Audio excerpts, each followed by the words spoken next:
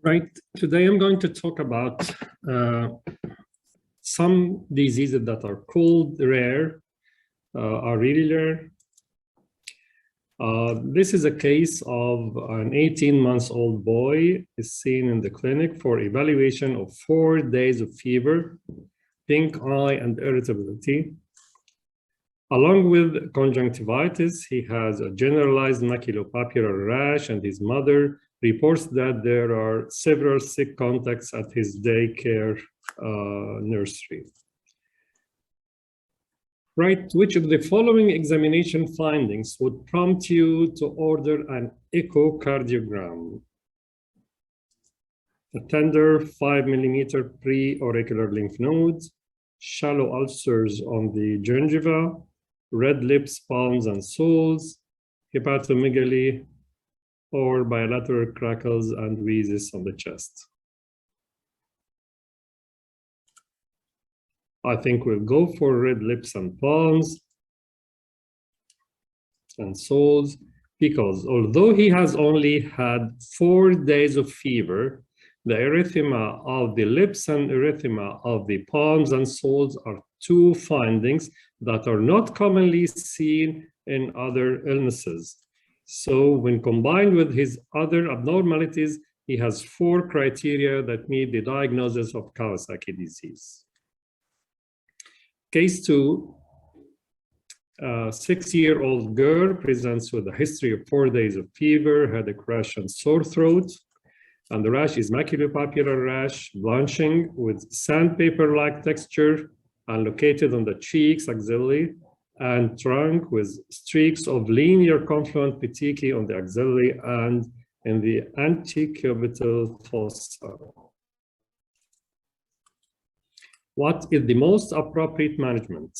Will he give measles immunoglobulins, a rapid strep test, IVIG and high-dose aspirin, supportive care with antipyretics, serum autoantibodies, and rheumatology consultation?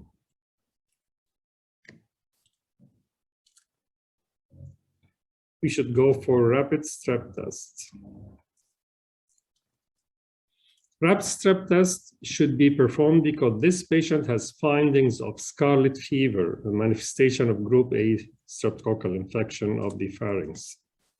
The characteristic oral findings of gas are strawberry tongue, erythema of the oropharynx, and tonsillar erythema that may be exudative. The rash is typical of the toxin produced by gas infection of the pharynx or skin. The absence of conjunctivitis helps exclude measles and should not meet the criteria of Kawasaki disease. Supportive care is indicated for viral pharyngitis. Serum autoantibodies would be indicated if juvenile idiopathic rheumatoid arthritis is suspected, but it does not present with oropharyngeal abnormalities. A third case is a 5-month-old irritable infant, has 7 days of high fever, an erythematous rash in the diaper region, and swollen red lips. 7 days of high fever. He has a mild normocytic anemia, WBCs of 15,000, predominance of neutrophils and immature forms, and ESR of 80 mm/hour. Urinalysis is normal. CSF shows pleocytosis with gram-negative, with negative stain, and negative culture. Blood culture is negative. After 48 hours of ceftriaxone, he continues to have high fever and has developed foot edema.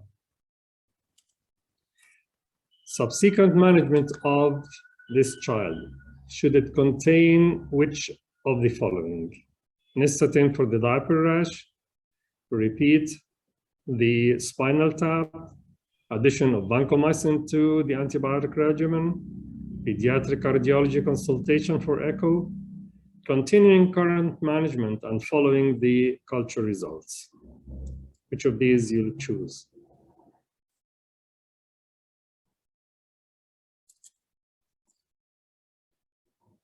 pediatric cardiology consultation for echocardiogram. This child's presentation is concerning for incomplete Kawasaki disease, due to the presence of persistent fever, 2 physical examination findings only, oropharyngeal erythema and foot edema, and abnormal lab like anemia, CSF, pseudocytosis, and elevated ESR. So this is incomplete Kawasaki disease. Without evidence for another diagnosis, echocardiography is indicated. The next case is a 7-year-old girl, has had 5 days of fever, conjunctivitis, erythema of the oropharynx, and a generalized maculopapular rash. Her lips, lymph nodes, and extremities appear normal. Which of the following lab tests would not be used to establish a diagnosis? Complete blood picture, urinalysis, C-reactive protein, ESR, antinuclear antibodies. Which of the following lab would not be used?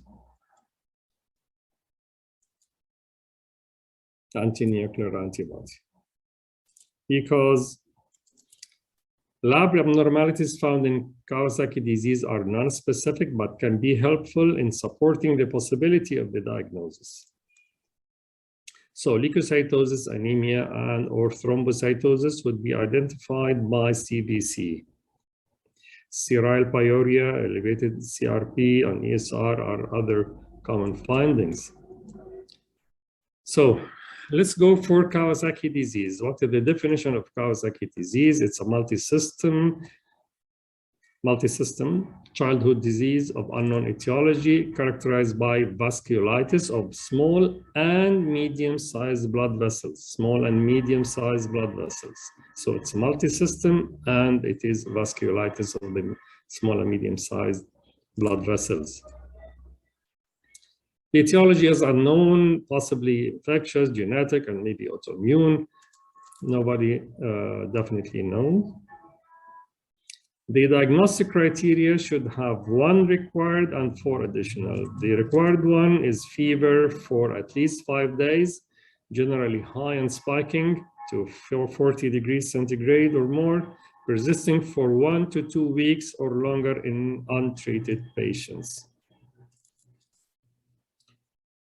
The additional criteria include changes in the arms or legs, polymorphic exanthem, conjunctival injection, strawberry tongue, erythema of the lips and oropharynx, cervical lymphadenopathy, and you rule out other diseases with similar findings. So these are the additional criteria. We need 4 of them together with the persistent fever more than 5 days to diagnose a case of Kawasaki disease. This is the typical Kawasaki disease.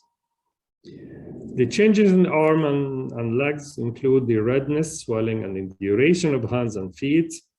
And you can feel the induration. Actually, if you've seen cases of Kawasaki disease, you can feel it.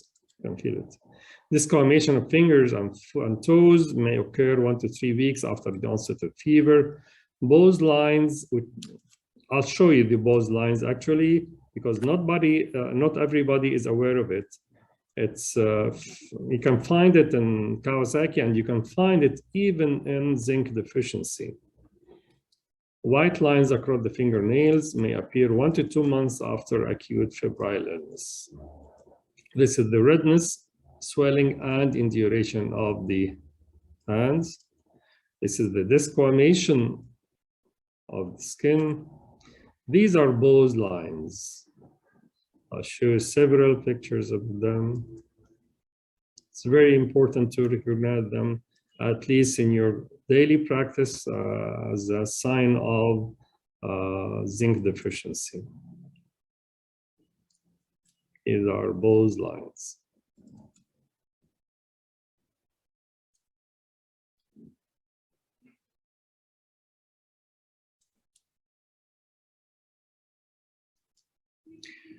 The additional criteria, we have the polymorphic non-vesicular rash. Non-vesicular rash. It's any kind of rash except vesicles, involving the trunk and the extremities, forms of rash or carrier rash, morbilliform, target lesions, diffuse scarlatiniform, any rash except the vesicular. Rashes usually appear within 5 days of the onset of fever. This is the rash. That's the rash.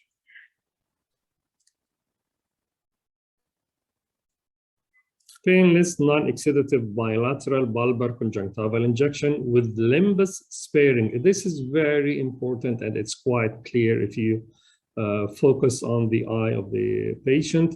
There is diffuse bulbar conjunctival injection bilaterally with limbus sparing, and we're going to see it.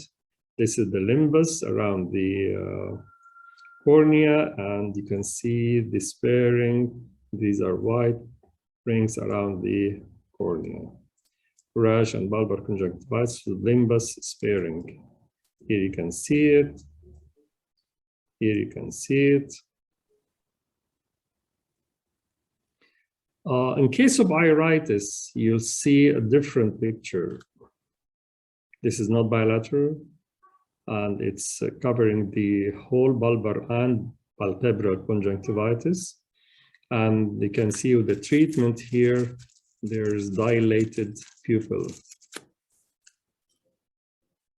And here, the limbus is not spared. This is iritis. Strawberry tongue, redness and the cracking of the lips, erythema of the oropharynx, and no mouth ulcers, to differentiate it from the herpetic stomatitis. Here are the strawberry tongue. Cervical lymphadenopathy, often unilateral, slightly tender, firm nodes, measures more than or equal to 1.5 centimeters in diameter. So this is cervical lymph node. Rule out other diseases with similar findings. So, presence of a coronary artery aneurysm with any one of the above features is diagnostic. Even one feature with the coronary artery aneurysm is diagnostic of Kawasaki disease. Other manifestations of Kawasaki disease: high drops of the gallbladder, diarrhea, mild hepatitis, urethritis, steroid pyuria, and thrombocytosis. Cardiovascular sequelae ranging from asymptomatic coronary artery ectasia, dilatation, to giant coronary artery aneurysm with thrombosis. In incomplete disease, incomplete Kawasaki disease, you'll find a baby younger than 1 year, less than 4 of the 5 criteria, and may progress to coronary artery aneurysm. How to treat the Kawasaki disease? Early treatment reduces mortality. Early treatment, early intervention is very important and crucial to prevent mortality. So early treatment reduces mortality from coronary artery aneurysm. Treatment includes the IV, IG, intravenous gamma globulins, 2 grams per kilogram, high-dose aspirin, 80 to 100 milligram per kg per day in divided doses, and corticosteroid. These are the lines of management. Successful treatment depends on the start of high-dose aspirin and IVIG before the 10th day of illness. This is very important. The earlier we detect the disease, the better the outcome, because aneurysm rarely occur before this age, before this time, I mean. So successful treatment, diagnosis, and start of treatment before 10th day of illness. The effervescence in the next 2 to 3 days generally occurs with this regimen. So aspirin therapy is later reduced from the anti-inflammatory to the antithrombotic doses, and discontinued 6 to 8 weeks. So we start with the higher dose, which is 80 milligrams to 100 milligram per kg per day. And then we shift to the lower dose of the antithrombotic dose, which is 3 to 5 milligram per kg per day. After the disease onset of 6 to 8 weeks of disease onset, we shift to the antithrombotic dose. When the ESR normalizes, we also shift to the antithrombotic dose. This is in case of no coronary artery abnormalities. Children with coronary artery disease require longer courses of antithrombotic therapy. Echocardiogram should be obtained at times of diagnosis at 2 weeks and at 6 to 8 weeks. So at the time of the diagnosis, you do an echo followed by an echo after 2 weeks, and then after 6 to 8 weeks, you do echocardiogram.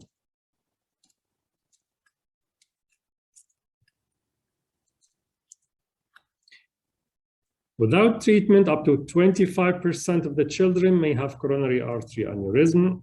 Even with treatment, still approximately 2 to 4% of children develop coronary artery abnormalities. Aneurysms can develop in the brachial, axillary, femoral, mesenteric, and renal arteries. So that's why we said it's a vasculitis of the small and medium-sized vessels.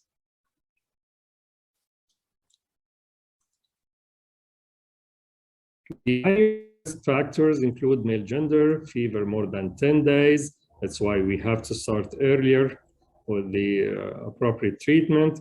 Age younger than 12 months or older than 8 years. Higher baseline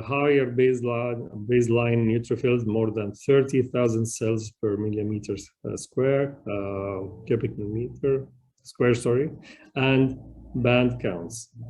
Lower hemoglobin level, less than 10, and platelet count less than 350,000. The immediate treatment will be aspirin, the medium dose of 30 to 50, or high dose 80 to 100. Some countries start with the smaller dose, with the low dose from the start, but this is not a common practice. Divided 4 times daily until afebrile or a minimum of 2 weeks. Then we start the intravenous immunoglobulins, IVIG, 2 grams per kg. First, of course, you have to check the concentration of the preparation you're using and administer 100 milligram per milliliter. The rate and duration here is shown. We start with a small dose and we increase gradually over the first 2-3 hours. We give it over about 12 hours. And we monitor IVIG infusion. We have to monitor the temperature, heart rate, blood pressure, and respiratory rate every 5 minutes for the first 15 minutes, and then every 15 minutes for the first hour. We should anticipate anaphylaxis, flushing, fever, headache, or shivering. If tolerated, increase infusion rate to give total dose over the remaining 10 hours and monitor hourly. If there is mild reaction, we stop infusion for 15 minutes, then restart again. If there is high risk, we give methylprednisolone 0.8 milligram per kg intravenous for 5 to 7 days or until CRP normalizes. Then prednisolone 2 milligram per kg per day orally and wean over 2 to 3 weeks. What is the subsequent management? If fever persists 36 hours after completion of IVIG, we consider a single repeat dose of IVIG. This is not very common, actually. I faced it twice, maybe, in my practice. If fever persists after second dose IVIG, venous methylprednisolone as above, if not already given. Discuss with the cardiologist about infliximab 6 milligram per kg intravenous, 1 to 2 doses, 2 weeks apart if 2 doses are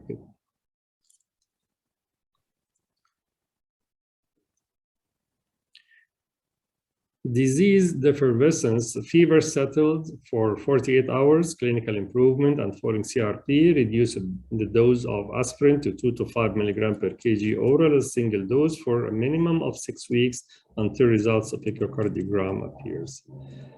The outpatient management, no aneurysm at 6 weeks, stop aspirin, no restriction on activity, follow up at 12 months and discharge if well.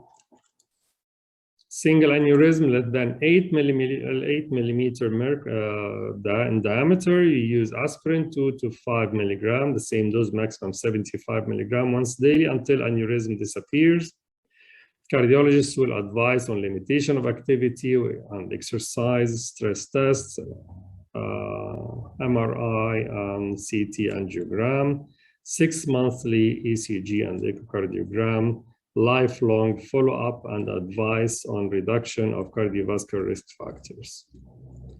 If there is multiple or giant aneurysm or stenosis, as for a single aneurysm, long life, aspirin 2 to 5 milligram, and warfarin if after heparinization. Diagnosing Kawasaki disease can be difficult in the first few days of illness, when only few classic findings may be present. Ongoing follow-up for fever resolution in a pediatric illness is essential to identify Kawasaki disease because most cases do not have all findings present simultaneously. Dr. Reyad, you get 2 minutes. So yeah. These are the bacterial diseases that share similar features of fever and exanthem, group A streptococcal infection, staph, and Rocky Mountain and leptospirosis. One last comment, which is the COVID-19. We'll talk about the multi-system inflammatory syndrome, MIS-C in children, which is similar to Kawasaki. What are the symptoms of MIS-C? Fever, abdominal pain, vomiting, diarrhea, rash, neck pain, bloodshot eyes, and fatigue. Here are the criteria according to the CDC and WHO: fever, lab, multi-system involvement like the Kawasaki, and here the association between MIS-C and Kawasaki. You'll find MIS-C without Kawasaki disease in 1/3 of the cases, MIS-C overlapping with severe acute COVID-19 and 30% or 1/3 also, and MIS-C overlapping with Kawasaki disease on almost 1/3 of cases as well. So it's confusing, and you manage it almost like the Kawasaki disease. And thank you very much. Thank you very much, Dr. Reyad, for joining us from Egypt this afternoon. I'll open the floor for questions.